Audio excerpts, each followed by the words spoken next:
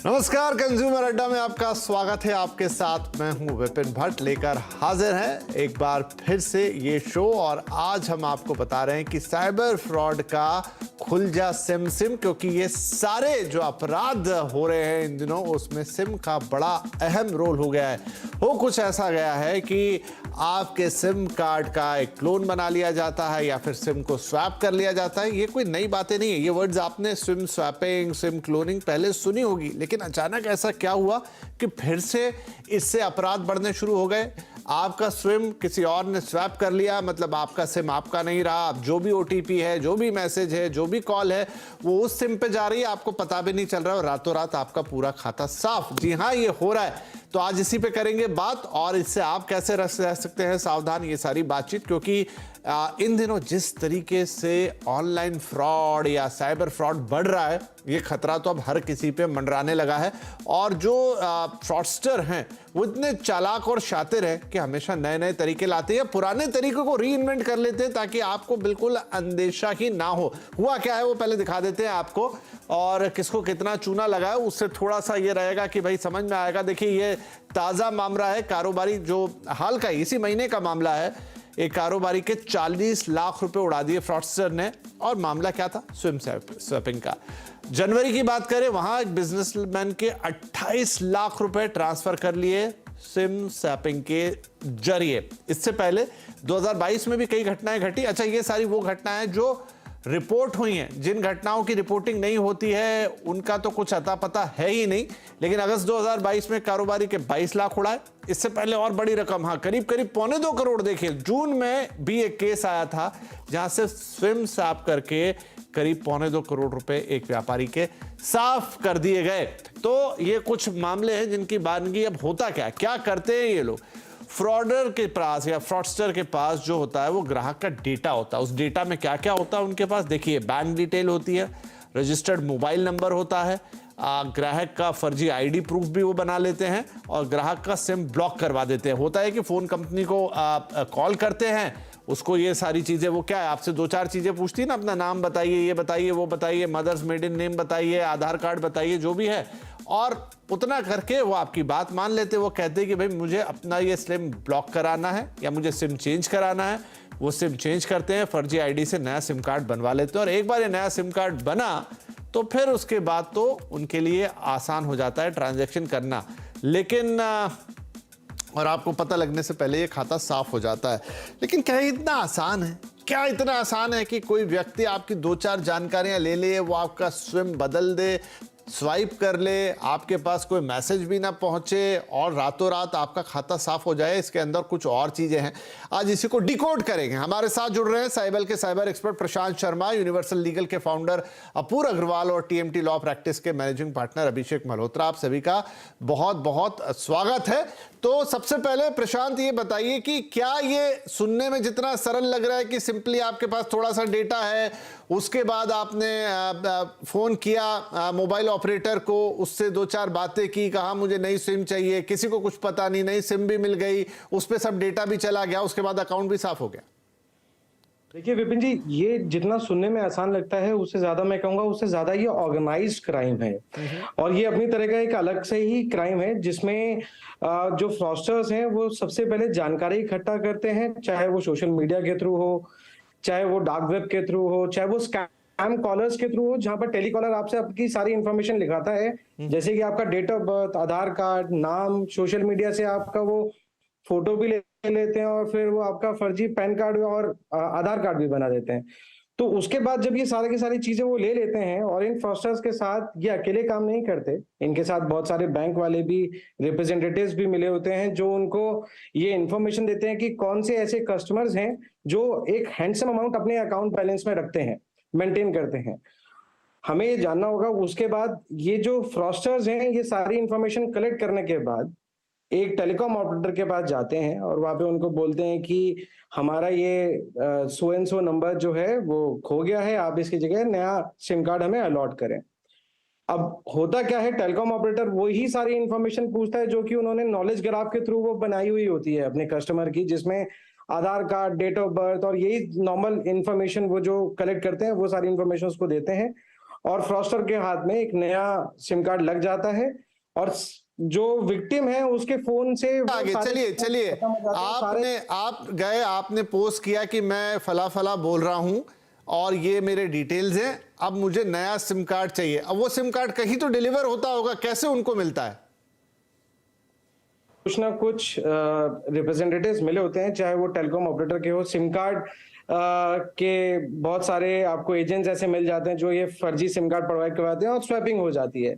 जितनी भी आपकी सर्विसेज हैं वो सारी की सारी मैं इस पॉइंट को थोड़ा बारीकी से समझना चाहूंगा प्रशांत जी, कि आपने फोन कर लिया कंपनी के अंदर, आपने कह दिया कि मैं सो एंड सो हूं, उन्होंने भी मान लिया और उन्होंने कहा कि मुझे नया सिम कार्ड चाहिए। अब वो सिम कार्ड कहीं तो, अब देखिए जो मौजूदा, मैं सबसे जो लेटेस्ट केस की बात कर रहा हूं, बंदा है मुंबई का, फ्रॉड हो रहा है पश्चिम बंगाल से, जो मेल लिखी गई थी वो पश्चिम बंगाल से लिखी गई, जो विड्रॉल हुए वो पश्चिम बंगाल में हुए, जो खाते निकले वो वहां निकले। तो अब ये सिम कहीं ना कहीं तो डिलीवर हो रही होगी, तो क्या मोबाइल कंपनी के भी लोग मिले हुए हैं? सर कुछ एजेंट्स होते हैं जो हेल्प करते हैं इन फ्रॉस्टर्स की, जो कि टेलीकॉम ऑपरेटर के बूथ पे जाते हैं, वहां पे नया सिम कार्ड अलॉट करवाते हैं और उसमें सिर्फ और सिर्फ आपका जो ओरिजिनल सिम होता है उसको डीएक्टिवेट करके वो सारी की सारी सर्विसेज नए वाले सिम ठीक है, मेरा सिम डीएक्टिवेट हो गया, लेकिन मेरा सिम किसी और को मिला, मतलब जो नया सिम बना वो किसी और के पास गया, उसने अपने मोबाइल में लगाया होगा और तब उसको मैसेज मिल रहे होंगे, राइट? बिल्कुल बिल्कुल। तो जैसे ही आपके जो विक्टिम है उसके फोन पे एसएमएस और वॉइस कॉल आना बंद हो गया, वो सारी की सारी सर्विसेज फ्रॉस्टर के मोबाइल पे चली जाती हैं। अब he is accessible to OTP, he is accessible for doing any of the transactions. और जितने भी हमने देखा है ना, इसमें एक एसएमएस डिलीवर होता है, ओटीपी डिलीवर होता है आपके एसएमएस के थ्रू, और जितने भी इस तरह के फ्रॉड्स होते हैं उसमें जो ओटीपी जनरेट किया जाता है तो वो ओटीपी ओवर द वॉइस किया जाता है। बिकॉज 24 आवर्स तक अगर आप सिम अपना रिपोर्ट कर देते हैं एक चोरी हो गया है तो आपके पास ओटीपी डिलीवर नहीं होता है, बट वो ओटीपी आप ओवर द वॉइस आप निकाल सकते हैं, जिसमें फ्रॉस्टर जितने भी बैंक ट्रांजेक्शन है वो कर देता है। So this is the only thing which all the fraudsters are doing nowadays. But हमें ये सजग रहना पड़ेगा कि जैसे ही हमारे पास ये ट्रांजेक्शन हुआ है जो इलेजिटिमेट ट्रांजेक्शन है या साइबर क्राइम ये फ्रॉड हमारे साथ हुआ है, तो हमें तुरंत जाके बैंक को इंटीमेट करना है। और आरबीआई की पॉलिसी है, अगर कोई भी ऐसा लेजिटिमेट ट्रांजेक्शन नहीं हुआ है, फ्रॉड हुआ है, तो आपको विद इन 10 डेज आपको वो पैसा वापस मिलेगा। बिकॉज आजकल मोस्ट ऑफ द लेकिन सर उसमें फिर कुछ राइडर्स ये लगे कि गलती आपकी नहीं होनी चाहिए, और इसमें तो गलती होती है सामने वाले की, उसकी नेग्लिजेंसी होती है, उसकी लापरवाही होती है, उसकी कुछ चीजें होती है। खैर उस पर हम और डिटेल में आते हैं। अभिषेक मल्होत्रा साहब, तो क्या माने इसको, देखिए क्योंकि ये जो मौजूदा केस है, अब ये तो नहीं पता, कई केसेस आते हैं निकल के, आप पढ़ते हैं उन्हें, वेबसाइट्स पे पढ़ते हैं, आप उनको अखबारों में पढ़ते हैं, क्रेडिबल रिपोर्ट्स होती है, लेकिन फाइल कर रहा होता है कोई ना कोई उन्हें। अब ये व्यक्ति का कहना है जिनके साथ लेटेस्ट फ्रॉड हुआ है कि एक तो उन्होंने कॉल को फॉरवर्ड कर रखा था किसी दूसरे फोन पे, तो जिस वॉइस ओटीपी की बात कर रहे हैं वो उन्हें पता नहीं लगा। दूसरा, उन्होंने कहा कि उनके पास एक एसएमएस आया था कि क्या आपने अपनी सिम बदलने के लिए कोई एप्लीकेशन डाली है, उन्होंने उसको नो भी लिखा। अब ये उनका दावा है, और उनके पास एक कंफर्मेशन भी आती है, लेकिन उनकी सिम भी बदल जाती है और उनके साथ फ्रॉड भी हो जाता है। अभिषेक जी। नहीं, सो मेरे हिसाब से ये ना इतना आसान है नहीं। पॉइंट ये है, ठीक है, आप किसी को डिफ्रॉड करने जा रहे हैं तो आपको एक मल्टीपल जगह पर अपने अपने नुमाइंदे या फिर अपने लोग जिनके साथ आप मिली भगत करके ये फ्रॉड करना चाह रहे हैं वैसे सेटअप करने पड़ेंगे। बट इंक्रीजिंगली जो लीगल पोजीशन है और जो लायबिलिटी है वो केवल बैंक की अकेली नहीं होती है कि उनको भरपाना करना पड़ता है उस पैसे का, अगर ये दिखा पाए कि उनकी गलती नहीं थी जिनके साथ ये ऐसा हादसा हुआ है। मोबाइल कंपनी को भी उसके भी टीआरए के तहत कुछ रेगुलेशंस हैं जो उनको फॉलो करने पड़ते हैं, जिसमें होता है कि आपका कस्टमर एक्विजिशन फॉर्म जो होता है कैफ, वो जरूरी होता है कि उसमें सारी डिटेल्स और मटेरियल पर्टिकुलर्स हों। अगर उसमें कहीं कोई डिस्क्रिपेंसी है, सिग्नेचर की फर्क है या फोटोग्राफ का फर्क है या फिर कोई और केवाईसी के डिटेल्स का फर्क है, तो वो लायबिलिटी मोबाइल कंपनी की हुई। अब आप ये एक तरफ कह सकते हैं कि करने को तो डिफ्रॉड मोबाइल कंपनी के एम्प्लॉयज भी कर सकते हैं उसको, उनके जो एजेंट्स बनते हैं टू एक्वायर कस्टमर्स वो भी कर सकते हैं। तो ऑफ कोर्स जो आप अगर कोई गलत काम करने जा रहा है तो आप उसको कितने आप रूल्स एंड रेगुलेशंस बनाएंगे जिसका उल्लंघन नहीं हो सकता है। अगर कोई करना चाहे तो वो किसी भी हद तक जा सकता है, पर इसमें ऐसा नहीं है कि लॉ प्रोवाइड नहीं करता है ऑब्लिगेशन सारे सर्विस प्रोवाइडर्स पे, मोबाइल कंपनीज पे, बैंकिंग सर्विसेज पे। पर सबसे ज्यादा इंपॉर्टेंट बात यह है इस केस में, आपने तो कहा कि उनका कहना है जिनके साथ ये फ्रॉड हुआ है कि उन्होंने कॉल फॉरवर्ड करी हुई थी, उनको पता ही लगा, उन्होंने एसएमएस आया था, उन्होंने नो कहा। अब हमें नहीं पता कि वो सारी डिटेल्स सच हैं या नहीं। ये तो बात है कि हमें नहीं पता कि बड़ी बात यह है कि अपनी गलती को इतनी आसानी से एक्सेप्ट करता भी नहीं है, बट हम यही मान रहे हैं जो छपा है उसको सत्य मानते हुए बात कर रहे हैं। लेकिन हाँ, पॉसिबिलिटी है कि अब इसका भी कोई फुल प्रूफ नहीं है कि सच में ऐसा ही हुआ। करेक्ट। तो लेकिन मैं ये कहना चाहूंगा क्योंकि जितने भी कस्टमर्स हैं जिनके ऊपर ये फिर से व्यवहार ऐसा हो सकता है, उनके साथ भी ये फ्रॉड हो सकता है। सबसे बड़ा इंपॉर्टेंट बात यह है कि हमें सचेत रहना पड़ेगा। अगर हमारा सिम डीएक्टिवेट हुआ है, आजकल जितनी डिपेंडेंस हमारी है फोन पे, अगर मेरा सिम डीएक्टिवेट होगा मैं इमीडिएटली उसको रिपोर्ट करूंगा विद द फोन कंपनी कि भाई मेरा सिम डीएक्टिवेट हो गया, ऐसा क्यों हुआ है। हमें सबको पता है कि अगर मुझे जेन्युइनली मेरा सिम अगर डीएक्टिवेट हुआ है या फिर लेकिन इसमें एक और बात है जो मैं अग्रवाल साहब के पास लेकर जाना चाहता हूं कि ये भी एक सलाह है और कि आप तुरंत संपर्क करना चाहेंगे, लेकिन आप अगर सही मायने में जाने ना, अगर आपको कॉल करना है अपने सर्विस प्रोवाइडर को, तो आप उस मशीन वाले कॉल से आगे जाके किसी इंसान से बात करने में आपको पसीने छूट जाएंगे, और वो भी जब तक आप अपने रजिस्टर्ड मोबाइल नंबर से कॉल नहीं कर रहे, और वो तो डीएक्टिवेट हो गया है ना, आप किसी और नंबर से कॉल करेंगे तो कोई पॉसिबिलिटी नहीं है कि आसानी से आपकी किसी से बात भी हो पाए। क्या इसके लिए थोड़ा मोबाइल कंपनीज को भी लायबल बनाना होगा? आपका जो कहना बिल्कुल सही है। आजकल अगर कोई नॉर्मल फोन भी करे मोबाइल कंपनी, कोई कंपनी रजिस्टर करने के लिए, तो मिनिमम 5 से 6 मिनट लग जाते हैं किसी मोबाइल कंपनी के आदमी या कॉल ऑपरेटर से बात करने, क्योंकि वो मशीन पर आप बटन पर बटन दबाते रहे और तभी किसी से बात हो पाती है। तो लायबिलिटी पूरी मेरे हिसाब से इस मामले में मोबाइल कंपनी की भी होती है और कुछ हद तक बैंक की भी होती है, क्योंकि जब उनको मालूम है कि सिम बदला है या कुछ हुआ है तो दोनों लायबिलिटी होंगे, bank as well as the Airtel, as well as the mobile company. और खासकर मोबाइल कंपनी, क्योंकि उन्होंने सिम बदली है, डीएक्टिवेट किया है बिना परमिशन के, और कंप्लेन लेने में उनको 15-20 मिनट से ज़्यादा ही लग जाता है। आदमी को कोशिश करते रहे, लेकिन 20-25 मिनट के पहले कंप्लेन लॉन्च हो नहीं पाती है। तो लायबिलिटी मेरे हिसाब से पूरी लायबिलिटी मोबाइल कंपनी की होनी चाहिए और कुछ हद तक बैंक की भी लायबिलिटी होनी चाहिए, क्योंकि उनको डबल चेक करनी चाहिए बिफोर कोई भी पैसा बैंक अकाउंट से ट्रांसफर करने के पहले। जी, तो अभिषेक, यहाँ पर मैं नाम तो क्या लूँ, या नाम भी लिया ही जा सकता है कि ये खुद मेरे अपने साथ का वाकया है कि मुझे लगा कि मेरा मोबाइल जो वॉलेट है उसमें कहीं कुछ कंप्रोमाइज हुआ या कुछ गलत इस तरह की चीज हुई। वो एक नंबर भी दे के रखते हैं कि आप हमें कॉल कीजिए, लेकिन उस नंबर पे कॉल बात तो छोड़िए, मतलब वो इतने मल्टीपल ऑप्शन आते हैं कि आप झुंझला के रख देंगे। और दूसरा, आजकल बहुत सारी कंपनियों ने कर लिया है कि आप हमारा जो चैटबॉट है उससे बात कीजिए, और चैटबॉट आपको ऐसे इमरजेंसी लेवल में कभी सॉल्यूशन प्रोवाइड ही नहीं कर पाता। नहीं, तो मैं वही कह रहा था जिस समय पर आपने पिछला वाला क्वेश्चन पूछा था कि ऑलरेडी TRAI ने रेगुलेशंस बनाए हुए हैं जो क्वालिटी ऑफ सर्विस रेगुलेशंस होते हैं, जिसके तहत वो मोबाइल कंपनी की लायबिलिटी है कि नॉट ओनली उनको वो कंज्यूमर एक्विजिशन फॉर्म में सारी डिटेल्स रखे जाएं, और जब वो चेंज होता है तो उनकी लायबिलिटी ये भी है कि जो चेंज बंदा करवा रहा है उसको कंपेयर करें ओरिजिनल कैफ से कि ये सही है कि नहीं। दूसरी तरफ ये बात है कि मैं मानता हूं कि आप झुंझला जाएंगे, आपको आधा घंटा लगेगा अपनी कंप्लेन रजिस्टर करवाने में, सब कुछ होगा। आपको ये भी पता होना चाहिए कि मैं जेन्युइनली भी अगर मेरा मोबाइल खोता है या मेरा सिम खोता है तो उस समय भी अगर मैं किसी नियरेस्ट कियोस्क पे जाता हूं और वहां से नया सिम कार्ड लेता हूं, उस नए सिम कार्ड को एक्टिवेट करने के लिए भी 2 घंटा लगता है।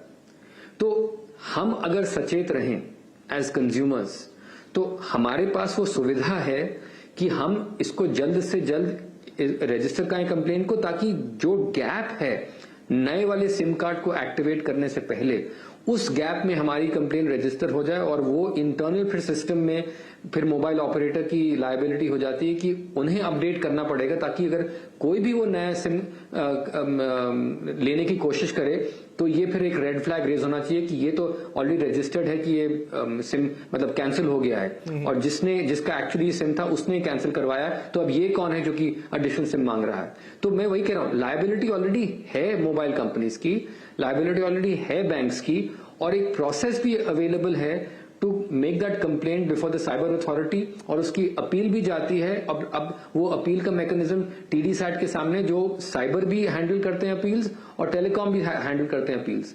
तो मैं इंक्रीजिंग, बिकॉज मैं वहां अपेयर करता हूं, मैं देख रहा हूं कि आए दिन जब इस तरह के इश्यूज आते हैं तो मोबाइल कंपनी केवल ये नहीं कह सकती भैया हमने अपना ड्यू डिलिजेंस करके कैफ भरवा लिया, उनको बताना पड़ेगा कि उन्होंने और क्या स्टेप्स लिए हैं, कि अगर ये कंटिन्यूअसली प्रॉब्लम्स आ रही हैं तो उन्होंने क्या स्टेप्स लिए हैं ये दिखाने के लिए कि ऐसे इश्यूज बढ़ते ना जाएं।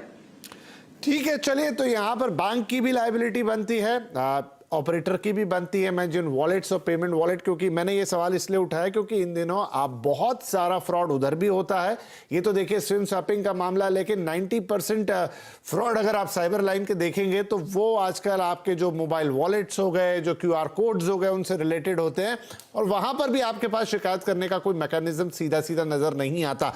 एक छोटा ब्रेक ले रहे हैं, लेकिन सही कह रहे हैं यहां पर मेहमान कि आपको ही सचेत रहना होगा, क्योंकि आप सिस्टम के सहारे बैठेंगे तो फ्रॉड हो गया, फिर आपके ऊपर है कि आप उसके पीछे पड़िए, कब कोई सुनेगा नहीं सुनेगा। तो पहली सतर्कता खुद में ही है कि आप खुद सतर्क रहेंगे, 90% टाइम आप ऐसी चीजों को बचा सकते हैं। ब्रेक लेते, ब्रेक के बाद कि आप क्या सावधानियां बरत सकते हैं। स्विम स्वैपिंग थोड़ा टेढ़ा मामला है, आपको शायद इतनी आसानी से एकदम स्ट्राइक नहीं करेगा, क्योंकि ये तो किसी ने आपकी जानकारी इकट्ठा करके कर लिया। आप सचेत रहें या ना रहें, लेकिन ये घटना घट जाती है।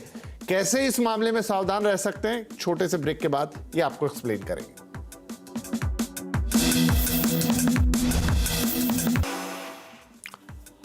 Welcome back. साइबर फ्रॉड का खुल जा सिम, क्योंकि सिम स्वैप के जरिए कुछ बड़े फ्रॉड्स लगातार पिछले कुछ दिनों में सामने आए, जहां लोगों के बैंक खाते साफ हो गए हैं और बड़ी बड़ी रकम 30 लाख, 40 लाख, 1.25 करोड़ इस तरीके की रकम साफ हो गई है। तो ये किसी के भी साथ घट सकता है, और आज इसी पर हम आपको अलर्ट करने की कोशिश कर रहे हैं। राइट, तो प्रशांत जी ये बताएं कि देखिए, अब आमतौर पर ये जो घटना घटती है, और हमने सब में मॉडस ऑपरेंडी देखी कि रात की तरफ है, मतलब जब आप सो भी जाएं, जब रात के पास समय आपके पास ज़्यादा कॉल्स नहीं आते, आप अपने फ़ोन को ज़्यादा एक्सेस नहीं करते, आप मैसेज नहीं देखते, अगर आपकी सिम डीएक्टिवेट हो भी गई तो आपको शायद रातों रात पता ना चले, सुबह अगले दिन ही आप देखें। क्या तरीके हो सकते हैं इससे बचने के लिए? देखिए विपिन जी, यूजर को सबसे पहले तो विजिलेंट रहना पड़ेगा। हम किसी भी अटैक को 3 कैटेगरी में बांटते हैं, बिफोर, ड्यूरिंग और आफ्टर। अगर हम बिफोर अटैक की अगर मैं बात करते हैं तो कुछ साइंस हैं जो कि यूजर पकड़ सकता है। अगर उसको अननेसेसरी के कॉल्स आ रहे हैं, बार बार कोई टेलीकॉलर उसको फोन कर रहा है, आधी उसकी पर्सनल इन्फॉर्मेशन वो शेयर कर रहा है और वो चाहता है कि अब मेरे को भी ये यूजर जो है कुछ अपनी पर्सनल इन्फॉर्मेशन दे, तो हमें थोड़ा सा विजिलेंट रहना पड़ेगा। ड्यूरिंग द अटैक वाला जो हम कैटेगरी रखते हैं, उसमें हम देखते हैं कि अगर आपका सिग्नल्स बहुत देर तक चला गया है और आप फोन रिसीव नहीं कर पा रहे हैं, SMS नहीं कर पा रहे हैं, तो आपको थोड़ा सा विजिलेंट रहना पड़ेगा। और आफ्टर द अटैक में जब हम इसको डालते हैं तो हम ये देखते हैं कि हो सकता है कि आपके पास कुछ SMS आए हैं, या आपको कुछ अपनी एप्लीकेशंस अलग तरीके से बिहेव करती हुई नजर आए, कुछ आपकी बैंकिंग एप्लीकेशंस या आपके कुछ फाइनेंशियल चीजें, या फ्रॉड हो गया हो। तो इस वाली सिचुएशन को हमें थोड़ा सा अवेयर रहना पड़ेगा। पर अब हमें करना क्या है, अगर ऐसी सिचुएशन आ जाती है तो हमें सबसे पहले करना क्या है? हमें सबसे पहले जाके अपने टेलीकॉम ऑपरेटर को रिपोर्ट करना है। उसके बाद हमें अपने बैंक को भी बताना है कि किस तरह की फाइनेंशियल फ्रॉड हुआ है। सबसे पहले यूजर को ये भी डिफाइन करके रखना है अपने किसी भी ऑनलाइन ट्रांजैक्शन में कि वो एक अपर लिमिट सेट करके रखे, सो दैट वो बच तो नहीं सकता, लेकिन वो कितना उसको नुकसान हो वो इतना मैक्सिमम उसको डिफाइन कर सकता है। आप कह रहे हैं कि अपर लिमिट अपने विड्रॉल की, राइट? Correct, correct. प्लस जैसे ही वो ये 3 बैंक को और टेलीकॉम ऑपरेटर को रिपोर्ट कर देता है, उसको cybercrime@gov.in पे जाके अपना रिपोर्ट करना है, या वो 1903 पे भी रिपोर्ट कर सकता है। सो इस तरह से यूजर अपने आप को अवेयर कर सकता है, थोड़ा सा प्रोटेक्ट करने की कोशिश कर सकता है। इसके अलावा यूजर को अपने फोन के अंदर बहुत सारी सिक्योरिटी अपडेट्स रखने चाहिए, जैसे उसको ब्राउजर टाइम पे अपडेट करना चाहिए, उसको ऑपरेटिंग सिस्टम को अपडेट करके रखना चाहिए, एंटीवायरसेस को अपडेट करके रखना चाहिए। सोशल मीडिया पे कोई भी अपनी पर्सनल इंफॉर्मेशन उसको शेयर नहीं करनी चाहिए, जो कि बाद में जाके मिसयूज हो जाए और फाइनेंशियल फ्रॉड का रूप ले ले। ठीक है। उसको किसी भी टेलीकॉलर को, जो भी उसको फोन कर रहा है, उसको अपनी पर्सनल इंफॉर्मेशन शेयर नहीं करनी है, और अपने पासवर्ड्स को वो रेगुलरली अपडेट करते रहे। हर महीने में एक बार या 2 महीने में एक बार वो अपने पासवर्ड्स को अपडेट करके रखें। ठीक है। और अगर एक इसमें ये भी हो सकता है कि आप जैसे अगर आपको अंदेशा लग रहा है कि आपकी सिम वगैरह बंद हो गई, तो क्योंकि आप अधिकतर काम तो फोन से करते हैं, लेकिन फिर भी आपके पास एक डेस्कटॉप या लैपटॉप एक्सेस होता है अपने बैंक खातों का, वहां जाके तुरंत पासवर्ड्स बदल दें, कम से कम अपने ऑनलाइन ट्रांजेक्शन के। इमीडिएटली जैसे ही आपको ये लगा कि आपके सिग्नल्स चले गए हैं, आप इमीडिएट बेसिस पे जाके अपने पासवर्ड चेंज करें, और एक बैंक के नहीं, आपके जितने भी अकाउंट हैं उन सबका पासवर्ड चेंज। क्विकली अपूर अग्रवाल साहब, जी, अब क्योंकि समय मेरे पास समाप्त होने आया, अपूर अग्रवाल साहब, ये प्रावधान है कि आप गोल्डन आवर्स में, यानी कि 24 घंटे में इस तरह का अपराध होने के अगर अपने बैंक को सूचित करते हैं, तो आरबीआई ने नियम बनाए हैं कि आपके पैसे लौटाने की या उनको उस लॉस को मेक करने की लायबिलिटी बैंक की होती है, लेकिन बैंक उसमें फिर बहुत सारे क्लॉज लगाता है कि आपकी अगर गलती है तो आपको फिर वो नहीं मिलेगा। और गलती तो देखिए इसमें होती ही है कि कहीं ना कहीं आप चूक कर रहे होते हैं। करेक्ट।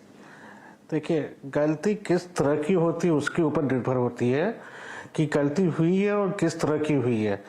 अगर अननोन में हुई है तो बैंक की पूरी लायबिलिटी है आपको पैसा वापस करने के लिए, और उस रिस्पॉन्सिबिलिटी को वो हटकर भाग नहीं सकती है। अगर बैंक लायबल नहीं, अगर बैंक अपनी लायबिलिटी से नाकाम होती है, उसके अंदर में ओम्बुड्समैन स्कीम में हम लोग कंप्लेंट फाइल कर सकते हैं। इंफॉर्मेशन टेक्नोलॉजी एक्ट और आईपीसी के अंदर भी हम लोग कंप्लेंट फाइल कर सकते हैं on case of identity theft, और चोरी के इल्जाम लगाकर हम लोग अपना पैसा क्लेम कर सकते हैं।